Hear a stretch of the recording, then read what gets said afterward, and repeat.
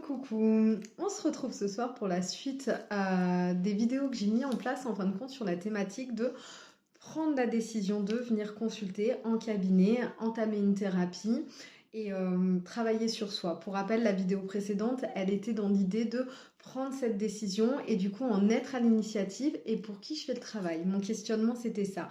Et du coup, pour rappel aussi, ce qui est important, c'est de le faire pour soi. Je vais éviter le pour rappel parce que ça fait beaucoup de répétitions. Je suis désolée, c'est fin de journée, donc peut-être que le vocabulaire sera un petit peu moins fluide que d'habitude. Mais en tout cas, voilà, c'est vraiment être acteur, être à l'initiative d'eux et faire les choses pour soi. Et du coup, ce qu'on avait vu dans cette première vidéo, ce que je vous avais présenté, c'était vraiment cette idée où on était vraiment dans le plus d'excuses. C'est-à-dire que là, si je décide d'eux, j'y vais, je concrétise et je fonce. Et en même temps, moi, ce qui m'intéressait, c'était de me dire aussi, ok, ces excuses, elles ont une utilité, elles ont été mises en place parce qu'à un moment donné, bah voilà, elles nous ont servi. C'est intéressant d'aller voir ce qu'il y a derrière, d'accord? Donc on avait fait ce premier point sur cette première vidéo. Et maintenant, ce que je souhaiterais aborder avec vous, justement, c'est le côté lien qui emprisonne. On s'était dit qu'à travers ce travail-là qu'on entreprend, il y a un travail qu'on fait sur soi, mais pour être soi-même, il faut aussi se libérer un petit peu de tout ce qui nous emprisonne. Ce qui va nous emprisonner, ça peut être plein de choses. Ça peut se manifester par le conjoint, la famille, un proche, un manipulateur, un pervers narcissique. Je vois au cabinet, ça c'est vraiment quelque chose que je peux retrouver très très souvent. Quand dans un couple, j'ai été victime d'un manipulateur ou d'une manipulatrice, pardon, d'une ou d'un pervers narcissique. Mais il n'y a pas que ça. On a aussi des liens de subordination. On a aussi des choses comme des thématiques comme le travail qui sont des éléments effectivement qui peuvent nous emprisonner, nous empêcher de nous révéler. Il peut y avoir aussi autour de nous ce qu'on appelle les vampires énergétiques, c'est-à-dire les personnes qui vont aller vers vous et en fin de compte qui vont tout vous prendre, tout vous capter et vous n'allez même pas vous rendre compte, mais au fur et à mesure que vous êtes en contact avec ces personnes-là, votre énergie elle s'amenuise, elle s'amenuise, elle s'amenuise et puis alors eux au contraire ils se gargarisent et au final vous êtes complètement HS. On est aussi dans cette idée de, en fin de compte, dans l'idée que quoi que je puisse faire, c'est jamais assez bien. Quoi que je puisse mettre en place, ça sera jamais suffisant. Quoi que je puisse dire, ça sera jamais intéressant. Donc ça aussi, c'est le reflet, encore une fois, de ce qu'on a vu en amont, où déjà dans l'éducation, dès ma naissance, dès les bases de ma construction, si ça c'est pas ok et si à chaque fois que je prends la parole, à chaque fois que je propose quelque chose, à chaque fois que je vais être à l'initiative d'eux ou moteur d'eux, on me coupe dans mon élan et qu'en plus on me rabaisse, on me culpabilise et puis on me fait comprendre que j'ai pas ma place ou que je suis pas à ma place, et bah forcément ça aussi ça va créer quelque chose d'emprisonnant, ça va créer une forteresse à l'intérieur de soi et autour de soi. Du coup, quand on est acteur dans le but de vouloir entamer une thérapie ou dans le but de vouloir comprendre un petit peu, se libérer de ses freins, de ses croyances, de ses limites et aller au-delà de ce qu'on connaît, donc sortir un petit peu de sa zone de confort, ce qui n'est pas évident dans les premiers temps, mais c'est vraiment un challenge qui est surprenant.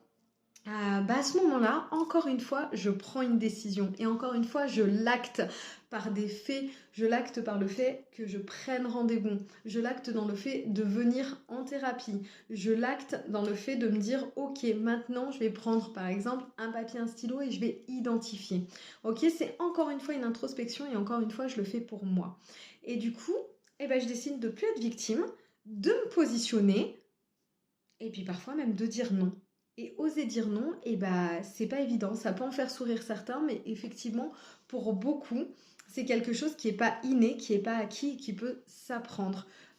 C'est pas parce que j'ai toujours dit oui ou j'ai jamais osé me positionner que je vais rester comme ça toute ma vie. À partir du moment où je le désire, où j'ai cette volonté, cette envie de changement, je vais pouvoir y aller et je vais pouvoir apprendre, je vais pouvoir me découvrir et je vais pouvoir vraiment être dans l'idée de waouh, travailler sur mon positionnement. Donc finalement, quand je fais tout ça, bah, qu'est-ce qu'il en aboutit? C'est un changement de regard en priorité sur moi, sur l'estime de moi, sur ma valeur, sur comment je me vois et du coup, bah, indirectement, ça va travailler sur la confiance en soi. Et puis, je vais changer de regard sur les autres, sur le monde qui m'entoure, sur mon travail, sur ma famille, sur peut-être mes passions, mes croyances, parce que du coup, tout va être remis en question, mais on n'est pas dans un chamboulement où on envoie tout valser, encore une fois, on est vraiment sur un travail de réflexion, un travail de prise de conscience et de prise de position. Et puis, on va être amené aussi en cabinet à se poser la question de, ok, c'est quoi le bénéfice en fin de compte à avoir eu tout ça? C'est quoi le bénéfice à ne pas changer? C'est quoi le bénéfice à rester dans ce statut un petit peu de subir, d'être victime, de pas oser? Ok, il y a quoi derrière tout ça? Et moi aussi, ça va m'intéresser pour savoir finalement, derrière tout ça, qu'est-ce qui se casse et qu'est-ce qui se cache, pardon, et qu'est-ce qui se joue pour moi. On va aussi mettre l'accent sur ce qui m'empêche de changer, ok, ce qui m'empêche de me développer, ce qui m'empêche de grandir, qu'est-ce qui fait que j'ai des rêves plein la tête mais que je me les autorise pas, qu'est-ce qui fait que j'aimerais juste pouvoir donner mon avis mais que je n'y arrive pas et que je suis coincée dans mon rôle, dans ma personne, comme si j'étais emprisonnée, alors que là, au fond de moi, il y a quelqu'un qui aimerait juste arriver à lever la main, à dire, bah tiens, moi je suis pas d'accord, ou alors moi j'ai une idée à vous apporter. Vous voyez, on le voit aussi dans le monde du travail, en fin de compte, où quand il y a des réunions, quand il y a des brainstorming, quand il y a des choses comme ça, et ben, il y a des personnes qui sont actives et qui vont et qui se lèvent et qui parlent et qui ont des idées à mettre sur un papier, qui les collent, qui échangent. Et puis on a aussi les personnes qui sont là plus en retrait, plus en observation. Et puis sur un point que je vais travailler aussi avec vous, ça va être le qu'est-ce qui me retient. Qu'est-ce qui me retient de me libérer en fin de compte? Qu'est-ce qui me retient de changer? Qu'est-ce qui me retient d'être moi? Qu'est-ce qui me retient d'être vrai? Et je suis toujours sur cette même idée de ok, la vérité elle est où en fin de compte? Ma vérité elle se situe où? Et puis après on va se dire ok, bah voilà, dans la balance, qu'est-ce qui pèse le plus lourd et de quoi je vais décider de me séparer. Parce qu'à un moment donné, bah, je vais me retrouver face à moi-même, face à mes choix, et je vais devoir faire des choix. Donc c'est où je vais prendre la direction de continuer tel que je suis, mais en même temps, si je décide d'entamer un travail avec un thérapeute, quel qu'il soit, mais en tout cas que je décide d'entamer un travail sur moi, ça va être pour avancer, ça va être pour faire des choix, ça va être pour me positionner. Et puis parfois, c'est trop tôt et du coup, et ben voilà, c'est pas grave. On a mis des petites graines, d'accord, on laisse germer et puis on y reviendra en temps voulu. Il faut vraiment aussi aller à son rythme, s'écouter soi, se faire confiance. Et bien parfois, pour des personnes, il faut, bah, à peine on enclenche une vitesse, ça y est, c'est parti. Et puis pour d'autres, en fin de compte, il faut y aller petit à petit, chaque chose en son temps. Et ça peut être un gros chamboulement, en fin de compte, cette prise de conscience, cette prise de connaissance. Déjà, rien que sur la première vidéo, je vous disais que je passais énormément par le corps pour les ressentis, mais pour une personne qui s'est jamais posé la question de qu'est-ce que je ressens et c'est quoi une émotion et c'est quoi ce sentiment et en fin de compte et ben c'est quoi, j'ai le droit ou pas, j'ai le droit de le ressentir, j'ai le droit de le vivre, comment je le nomme, comment je vis avec ça, ça peut vraiment être quelque chose de déroutant. Donc encore une fois, on va chacun à son rythme. Je suis désolée, c'est des aléas des vidéos.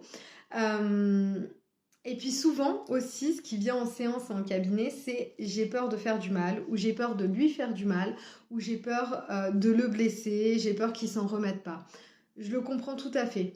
Parce qu'on n'aime pas faire de la peine à quelqu'un, on n'aime pas volontairement en plus voilà, aller faire du mal, aller détruire, aller bousculer les émotions des autres. Mais ok, moi j'ai envie de vous dire, et du coup ma place elle est où dans tout ça? Et du coup moi je me situe où? Et du coup, quel respect je me donne en fin de compte? Quelle image de moi je renvoie? Quelle image de moi j'ai dans le miroir? Et ma valeur c'est quoi? Donc ça, c'est super important aussi parce que ça fait partie aussi de ce positionnement et de ces choix de se libérer de ce qui nous emprisonne ou pas.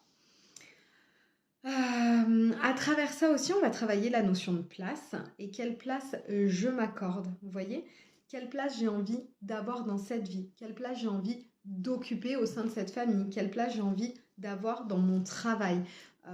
Donc c'est des exemples que je prends bateau parce que ça parlera à tout le monde, mais bien sûr il y a plein d'autres situations dans lesquelles ma place elle peut être remise en question. Et c'est vrai que ça c'est pareil, c'est pas quelle place les autres vont me donner, quel respect les autres vont me donner, tout part de ce que je me donne à moi en priorité, d'accord?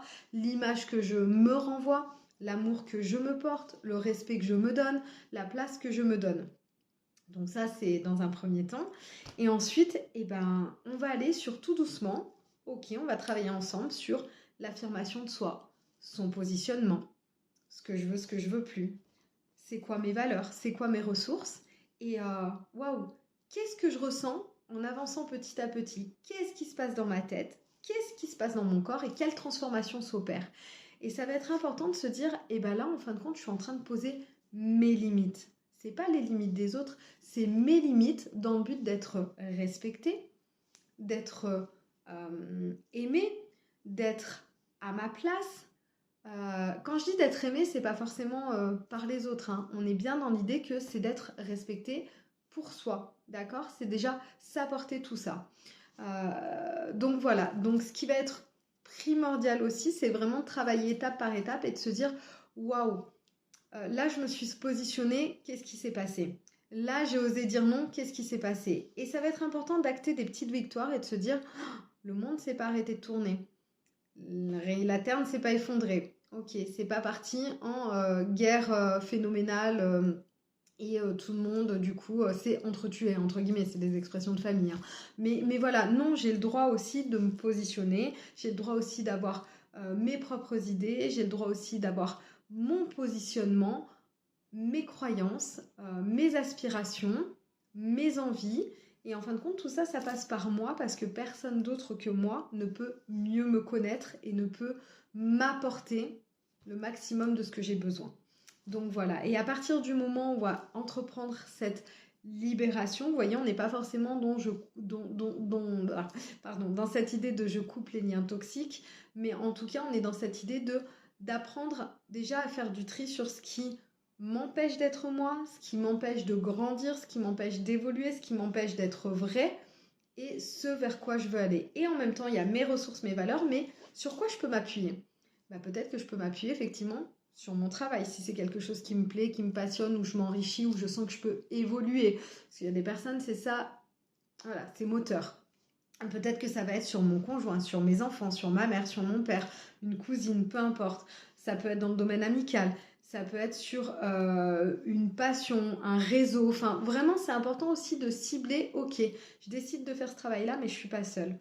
Je le fais pour moi, mais en tout cas, je sais sur quelles sont mes ressources et ce sur quoi je vais pouvoir m'appuyer pour aller dans cette direction de waouh, je prends ma place, je me respecte, je m'aime. Et puis, je sens que je suis au bon endroit au bon moment. Donc voilà pour cette deuxième partie de thématique sur le fait de prendre sa responsabilité et devenir complètement soi. J'ai hâte de vous retrouver pour une troisième vidéo, effectivement, sur la suite, en fin de compte, de ces thématiques que j'aborde en séance. Si vous avez des questions, des retours, n'hésitez pas, c'est avec grand plaisir. Je vais vous souhaiter en tout cas à tous une très belle fin de journée, un excellent week-end. Pluvieux, mais écoutez, pourquoi pas, hein, cette saison aussi. En avril, ne te découvre pas d'un fil, comme on dirait. En tout cas, voilà, soyez à votre écoute, soyez attentifs à tout ce qui se passe en vous. N'hésitez pas aussi à prendre des temps de recul, à prendre des temps un peu où vous vous retrouvez un petit peu seul avec vous-même pour voir comment ça se passe. Est-ce que c'est confortable? Est-ce que c'est au contraire angoissant, stressant? Parce que tout ça, c'est des petites choses en fin de compte qui empêche d'être soi pleinement et qu'on peut travailler ensemble ou par le biais, bien entendu, d'autres méthodes de méditation, de yoga, de coaching, de psychologie. Il y a vraiment tout plein de choses. Il y a tout plein d'outils accessibles justement pour se reconnecter à soi et parfois, encore une fois, se redécouvrir ou renaître à soi. Je vais vous souhaiter une excellente soirée. Je vous embrasse et je vous dis à très bientôt.